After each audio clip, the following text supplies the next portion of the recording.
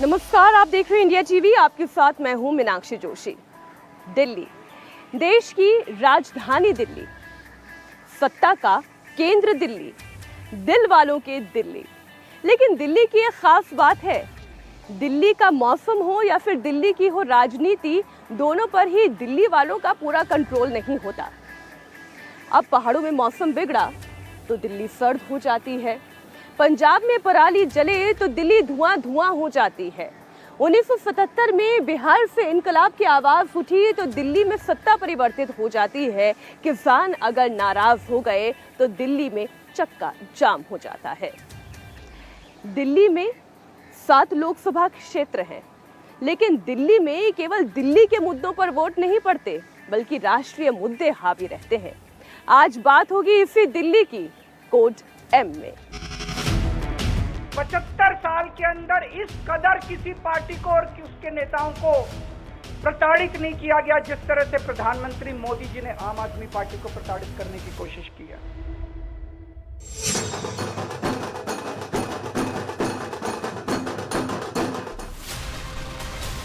जो भी हूँ, जहाँ भी हूँ, मैं अकेली नहीं हूँ और जो भी हूँ, जहाँ भी हूँ, इन सबके कारण हूँ। इन मालाओं पर अधिकार ही इस पार्टी के एक एक वर्कर का है।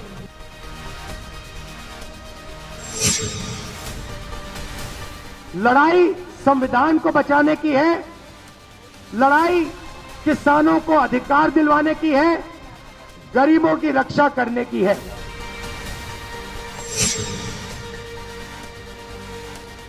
एक मजबूत सरकार होती है तो वो सबसे पहले देश का हित देखती है। कांग्रेस जैसी कमजोर सरकार होती है तो वो देश को भी कमजोर कर देती है। दिल्ली में 7 लोकसभा क्षेत्र हैं। कहा यह जाता है कि दिल्ली में जो 7 सीट जीतता है उसी का लोकसभा की बाकी सीटों पर इम्पैक्ट पड़ता है। जिसने इन 7 सीटों पर कब्जा किया उन्हीं का केंद्र की सत्ता पर राज हुआ। और दिल्ली वाले भी 50-50 वाली राजनीति में यकीन नहीं करते हैं। कहने का मतलब ये कि 2 इस पार्टी को, 3 उस पार्टी को और 2 फिर बची हुई किसी और पार्टी को, जिसे देते हैं पूरा मैंडेट देते हैं। 1971 लोकसभा चुनाव में कांग्रेस ने दिल्ली की सभी सीटें पहली बार जीती, 352 बहुमत के साथ सरकार बनाई। 1984 लोकसभा चुनाव में दिल्ली ने सभी 7 की 7 सीटें कांग्रेस को दी थी। कांग्रेस ने 414 सीट के साथ चुनाव जीता। 1996 में दिल्ली ने बीजेपी को 5 सीट दी, पहली बार बीजेपी की सरकार बनी। 1998 में बीजेपी का स्कोर 6 पर पहुंचा, दूसरी बार अटल बिहारी वाजपेयी प्रधानमंत्री बने। 1999 में 7 जीत पर बीजेपी का कब्जा हुआ। ऐसा पहली बार हुआ और पहली बार 5 साल तक बीजेपी की सरकार चली। 2004 में 6 सीटें कांग्रेस ने जीत ली और सत्ता बीजेपी से कांग्रेस के पास गई। 2009 में तीसरी बार कांग्रेस ने दिल्ली की 7 सीट जीती और लगातार दूसरी बार मनमोहन पीएम बने। 2014 में दिल्ली का मूड बदला, मोदी के नाम पर 7 सीट बीजेपी के नाम की गई और पहली बार बीजेपी ने बहुमत से सरकार बनाई। 2019 में तीसरी बार बीजेपी को सारी सीटें दी, पहली बार 300 से ज्यादा सीटों के साथ मोदी सरकार बनी। हिंदुस्तान को कम वक्त में समझना है, देखना है, महसूस करना है तो दिल्ली को जानना होगा।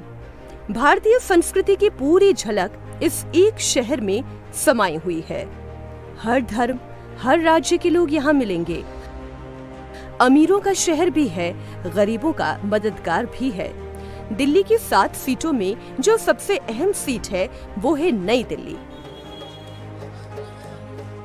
नई दिल्ली लोकसभा सीट एक ऐसी जगह जहां पर सोनिया गांधी, राहुल गांधी, प्रियंका गांधी, अरविंद केजरीवाल, एम्स के बड़े डायरेक्टर से लेकर सुप्रीम कोर्ट के जज, वकील तक यहां पर वोट डालते हैं। नई Delhi high profile Lok Sabha seat है जहां से इस बार सुषमा स्वराज की बेटी, बीजेपी की उम्मीदवार बांसुरी स्वराज का नाम अच्छा खासा गूंज रहा है। आज आप सभी के बीच में आई और आपका आशीर्वाद मांगने आई, लेकिन अपने राजनीतिक मुंह या सत्ता के स्वार्थ के लिए नहीं, बल्कि उस युग पुरुष के लिए जिनका नाम है नरेंद्र मोदी।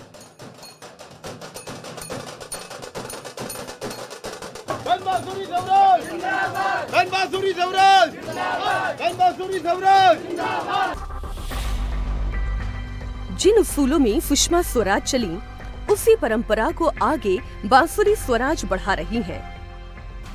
सम्मान देना, सम्मान के साथ प्रतिष्ठा को बरकरार रखना।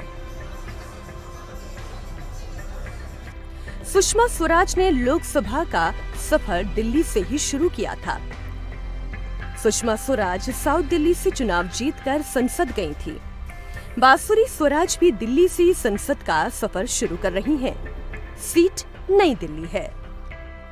सत्ता का को तो जकड़ के बैठी आम आदमी पार्टी, लेकिन इनके विधायकों ने और पार्षदों ने कुछ करा नहीं है। नई दिल्ली संसदीय क्षेत्र की बात करूं तो आप देखिए 10 की 10 विधानसभाओं में 10 के 10 विधायक आम आदमी पार्टी के हैं। 25 पार्षदों में से 20 पार्षद आम आदमी पार्टी के हैं। यहाँ पर जहाँ अभी भी खड़े हैं, यहाँ पे पार्षद भी आम आदमी पार्टी के और विधायक भी आम आदमी पार्टी के, लेकिन ना सीवेज की प्रॉब्लम उन्होंने सॉल्व करी है, ना पानी की प्रॉब्लम सॉल्व करी। और दिल्ली जल बोर्ड तो आप जानती हैं कि आम आदमी पार्टी की सरकार के नीचे आता है, दिल्ली गवर्नमेंट के नीचे आता है। आजकल लेकिन कचहरी के चक्कर तो अरविंद केजरीवाल जी लगा रहे हैं। बड़ी मुश्किल से बाहर आए हैं, चुनाव प्रचार का दौर शुरू कर दिया है, हनुमान जी के दर्शन कर रहे हैं और कह रहे हैं कि ये अन्याय जो मेरे साथ हो रहा है मैं जनता के साथ नहीं होने दूंगा। लोकतंत्र को बचाने की लड़ाई लड़ रहे हैं। हनुमान जी तो बल बुद्धि विद्या तीनों देते हैं। हनुमान जी से यही निवेदन करूंगी कि माननीय मुख्यमंत्री अरविंद केजरीवाल जी को सद्बुद्धि दें। आप भी जानती हैं कि उनकी अरेस्ट के जो परिस्थितियां थे उसके निर्माण माननीय मुख्यमंत्री अरविंद केजरीवाल जी ने स्वयं किए थे। नई दिल्ली सीट से अब तक केवल 3 महिलाएं सांसद बनी हैं। 1952 में सुचेता कृपलानी, 1971 में मुकुल बनर्जी, 2014 और 19 में मीनाक्षी लेखी नई दिल्ली से जीती। दिल्ली में जीत उसी को मिलती है जिनको दिल्ली की महिलाएं चुनती हैं। दिल्ली में आधी आबादी जब आगे बढ़कर वोट डालती है तो जीत बीजेपी के करीब आती है। 2019 में दिल्ली में टोटल टर्नआउट 60.6% का हुआ था। इसमें 60.74% पुरुष और 60.14% महिलाओं ने वोट डाला था। 2019 में 44% पुरुषों ने एनडीए को वोट दिया था, जबकि 2% ज्यादा 46% महिलाओं ने मोदी को चुना था। नई दिल्ली सीट पर भी महिला वोटर्स अहमियत रखती हैं। 2 बार से महिला सांसद जीत रही हैं। इसमें बड़ा योगदान महिला वोटर्स का भी है। बीजेपी के लिए नई दिल्ली सीट हमेशा से खास रही है। बीजेपी का इतिहास इस सीट के साथ जुड़ा है। 1977 और 1980 में अटल बिहारी वाजपेयी यहाँ से सांसद बने। 1989 और 1991 में लालकृष्ण आडवाणी नई दिल्ली से चुनाव जीते। नई दिल्ली लोकसभा सीट दिल्ली की सबसे पुरानी सीटों में से एक है। यहाँ पर करीब 10 लाख वोटर्स हैं। दिल्ली की पॉलिटिक्स में मैक्सिमम 2 ही प्लेयर्स हैं, एक है बीजेपी और दूसरी है कांग्रेस। इसके अलावा जब भी कोई तीसरा दावेदार आया तो वो ज्यादा टिक नहीं पाया। इस वक्त दिल्ली में एक तीसरा दावेदार है आम आदमी पार्टी, लेकिन अरविंद केजरीवाल का जादू विधानसभा चुनावों में तो चलता है, लेकिन जब बात लोकसभा चुनावों की आती है तब उनका भी ग्राफ डाउन हो जाता है। पिछले 2 लोकसभा चुनावों के नतीजों पर ही आप गौर कर लें, जहां कांग्रेस और आम आदमी पार्टी दोनों 0 पर रह गए तो बीजेपी ने 7 की 7 लोकसभा सीटों पर अपना कब्जा जमा लिया। इस बार के चुनाव में इसलिए एक नया प्रयोग किया गया। 4 जून को मोदी जी की सरकार नहीं बन रही है देश में, नहीं बन रही। ये कोई मैं जुमला नहीं फेंक रहा। मैंने कईयों से बात करी है, पूरे देश में फोन कर करके, कर्नाटक में फोन किए, बिहार में फोन किए, यूपी में फोन। अब आपसे पूछना चाहता हूँ, इनकी राजस्थान में कम हो रही है, कर्नाटक में कम हो रही है, महाराष्ट्र में कम हो रही है, यूपी में 10 सीट कम हो रही है, बिहार में कम हो रही है, बंगाल में कम हो रही है, झारखंड में कम हो रही है, दिल्ली में कम हो रही है, पंजाब में कम हो, तो सरकार कहां से बन रही है? सरकार इंडिया गठबंधन की बनेगी 4 जून को। दिल्ली में कमल को साफ करने के लिए हाथों में झाड़ू आ गई है। दिल्ली में पहली बार कांग्रेस ने किसी और पार्टी के साथ गठबंधन किया है। केजरीवाल और राहुल ने ये एक्सपेरिमेंट क्यों किया? ये कितना कारगर साबित होगा? ये जानने के लिए दिल्ली के वोट पैटर्न को समझना होगा। 2014 लोकसभा चुनाव में दिल्ली ने बीजेपी को 46.40% वोट दिए। आम आदमी पार्टी को 32.90% वोट मिले। कांग्रेस को 15.10% वोट मिला। 2015 दिल्ली विधानसभा चुनाव में बीजेपी का वोट प्रतिशत गिरकर 32.3 पर पहुंचा। आम आदमी पार्टी को 54.3% वोट मिला। कांग्रेस का वोट और गिरा, 9.7% मिला। 2019 में फिर लोकसभा चुनाव हुए। बीजेपी का वोट प्रतिशत और बढ़ा, 56.86% पर पहुंच गया। आम आदमी पार्टी को 2019 में झटका लगा, वोट प्रतिशत सीधा 18.11% पर आ गया। इस बार कांग्रेस का ग्राफ कुछ बढ़ा, 22.51% हुआ। एक साल बाद 2020 में दिल्ली विधानसभा चुनाव हुए। बीजेपी को 38.51% वोट मिला। आम आदमी पार्टी को 53.57% दिल्ली में वोट मिले। कांग्रेस को केवल 4.26% वोट मिला। ये ग्राफ बता रहा है विधानसभा में किसको चुनना है और लोकसभा में किसको चुनना है। दिल्ली वालों को ये पता है। आम लोगों के मन में क्या है वो ना पूछा जाए, बात पूरी नहीं होती, क्योंकि नेता तो अपने अपने दावे करते हैं, लेकिन उनके दावों में कितना दम है ये तो जनता बताती है। भाई साहब, क्या नाम है आपका? महेश। महेश जी, ये बताइए कि इस बार नई दिल्ली में चुनाव माहौल क्या है? बीजेपी। बीजेपी, ऐसा क्यों कह रहे हैं? मोदी जी का चेहरा है। मैं बीजेपी का सपोर्टर हूँ। हमारी पूरी फैमिली बीजेपी की है। कब से? By birth. अच्छा, मतलब ये एकदम जो खाटी वोट बैंक जो कहा जाता है ना, ये वो वाला वोट बैंक है। किसका माहौल देख रहे हैं? माहौल तो बीजेपी का है। क्यों बीजेपी का है? क्योंकि अच्छे काम किए हैं। अच्छे काम किए हैं। 600 पार मोदी सरकार काफी अच्छे बहुमत से आने वाले हैं और हम चाहते हैं, पूरा देश चाहता है कि इस बार भी मोदी सरकार पूरी बहुमत से आए। अरब जी, ऐसा बीजेपी को लेकर मोहब्बत क्यों है? मोहब्बत की दुकान तो राहुल जी ने भी खोली है।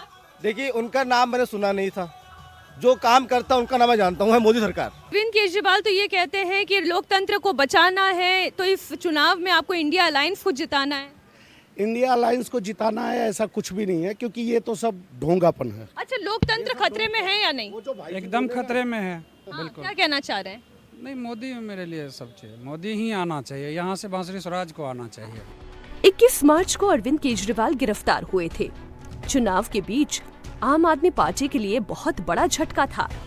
अरविंद केजरीवाल जेल गए तो उनकी पत्नी सुनीता केजरीवाल ने मोर्चा संभाला। रामलीला मैदान से जो नरेशन आम आदमी पार्टी ने सेट किया, उससे पहले सुनीता केजरीवाल ने बढ़ाया। केजरीवाल जी को इन्होंने गिरफ्तार कर लिया। आपके केजरीवाल शेर है, शेर। ये ज्यादा दिन तक उनको जेल में नहीं रख पाएंगे। करोड़ों लोगों के दिल में बसते हैं केजरीवाल।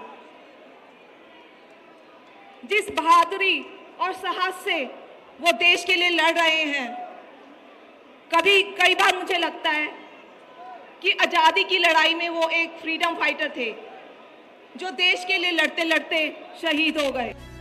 फिर 50 दिन के बाद केजरीवाल को सुप्रीम कोर्ट से बेल मिली। 10 मई चुनावी मौसम में सबसे बड़ा ट्विस्ट था। केजरीवाल के बाहर आने को गेम चेंजर कहा जाने लगा। केजरीवाल ने बाहर आते ही मोदी की उम्र को मुद्दा बनाया। ये लोग इंडिया गठबंधन से पूछते हैं, आपका प्रधानमंत्री कौन होगा? मैं बीजेपी से पूछता हूं, आपका प्रधानमंत्री कौन होगा? आप लोग सोच रहे होंगे केजरीवाल क्या बात कर रहा है, मोदी जी होंगे। नहीं, मोदी जी अगले साल 17 सितंबर को 75 साल के हो रहे हैं। बीजेपी के अंदर मोदी जी ने 2014 में मोदी जी ने खुद ने रूल बनाया था कि बीजेपी के अंदर जो भी 75 साल का होगा उसको रिटायर कर दिया जाएगा। सबसे पहले आडवाणी जी को रिटायर किया गया, उसके बाद मुरली मनोहर जोशी जी को रिटायर किया गया, फिर सुमित्रा महाजन को रिटायर किया गया, फिर यशवंत सिन्हा को रिटायर किया गया। अब मोदी जी अगले साल 17 सितंबर को रिटायर होने वाले हैं। तो मैं बीजेपी से पूछना चाहता हूं, आपका प्रधानमंत्री का दावेदार कौन है? लेकिन सवाल अब भी बरकरार है, क्या दिल्ली में आम आदमी पार्टी और कांग्रेस का गठबंधन बीजेपी को रोक देगा? दिल्ली की 7 सीटों में 4 सीटों पर आम आदमी पार्टी लड़ेगी, 3 पर कांग्रेस। आम आदमी पार्टी ने पूर्वी दिल्ली, पश्चिमी दिल्ली, दक्षिणी दिल्ली और नई दिल्ली चुनी। कांग्रेस ने चांदनी चौक, उत्तर पूर्वी दिल्ली और उत्तर पश्चिमी दिल्ली को लिया। आम आदमी पार्टी की दिल्ली में फिलहाल सरकार है। कांग्रेस विधानसभा चुनाव में एक भी सीट नहीं जीत पाई, जिसे आप अपना कोर वोटर मानते हैं। फ्री पॉलिटिक्स का जो बेस है वो क्या सोच रहा है, वो देखिए। नई दिल्ली की जब हम बात करते हैं तो केवल शहरी इलाके नहीं आते हैं इसमें, वो चमचमाती हुई बिल्डिंग या फिर हम जिसे कहते हैं लोकतंत्र का स्तंभ, कार्यपालिका, विधायिका, न्यायपालिका, केवल यही नहीं आते हैं। इंडिया गेट नहीं आता है, बल्कि ये वो इलाके भी आते हैं। ये चाणक्यपुरी का विवेकानंद कैंप है, जहाँ पर आप देखिए अभी अभी एक वाटर सप्लाई टैंकर जो है वो यहाँ से गया है। और यहाँ पे जो आप देख रहे हैं मेरे सामने, पानी की बाल्टियाँ ही बाल्टियाँ भरी हुई हैं। पानी नहीं आता है क्या घर में? नहीं, पानी मिलता ही नहीं इतना। भरते दो, पानी भी नहीं भरने दे रहा, चला जा रहा है टैंकर। देखो आप क्यों जा रहा है ये? पता नहीं, भरने भी नहीं दे रहा।